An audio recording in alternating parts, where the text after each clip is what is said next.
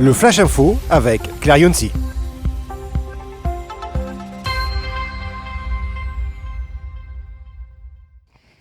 Bonjour à toutes et à tous et bienvenue dans votre Flash Info sur A News Workwell. À la une de l'actualité, quand Christine Lagarde ou Thierry Marx imaginent le travail du futur.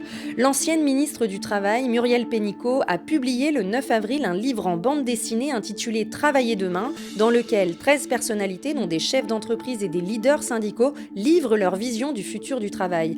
Paroles de Benoît Bazin, PDG de Saint-Gobain, Philippe Martinez, ancien secrétaire général de la CGT, ou encore Thierry Marx, chef étoilé et fondateur de l'école Cuisine Mode d'Emploi. Pour lui, l'avenir du travail passe par la flexibilité et l'adaptation des entreprises avec des solutions comme la semaine de 4 jours et des logements collectifs pour les saisonniers. Il milite également pour une plus grande responsabilité sociale des entreprises, incitant à embaucher des personnes éloignées de l'emploi. Christine Lagarde, présidente de la Banque Centrale Européenne, se concentre sur les défis démographiques et l'incertitude que le vieillissement de la population pourrait engendrer. Selon elle, les entreprises devront se réinventer pour attirer des talents dans un contexte où la main-d'œuvre sera moins nombreuse. Elle souligne également le rôle grandissant de l'intelligence artificielle capable de libérer du temps pour des tâches à plus forte valeur ajoutée. Pascal Demurger, directeur général de la Maïf, défend l'idée d'un management par la confiance avec une attention particulière portée au partage des valeurs et à l'égalité femmes-hommes.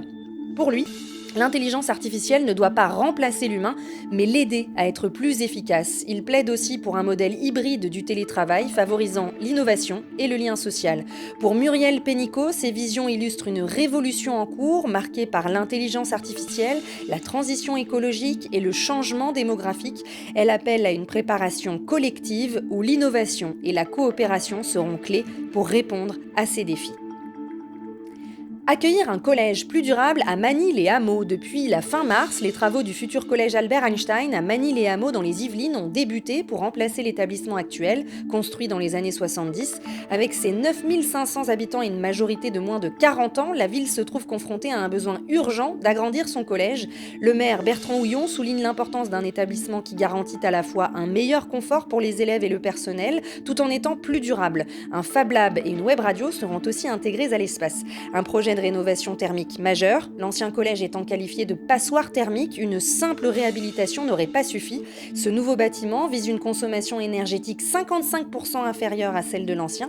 Parmi les initiatives écologiques, des matériaux biosourcés, des caissons de paille pour l'isolation de la toiture et un système de géothermie.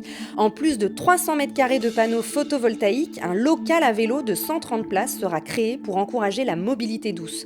Le projet est financé par un budget de 34 millions d'euros avec une aide de l'État d'1 million d'euros et une demande de 500 000 euros à la région pour les panneaux photovoltaïques. La première phase des travaux se terminera en 2026 avec l'ouverture du collège et la totalité des travaux sera achevée en 2027. C'est une belle illustration de la manière dont des projets de rénovation peuvent répondre aux défis contemporains tout en anticipant les besoins des générations futures.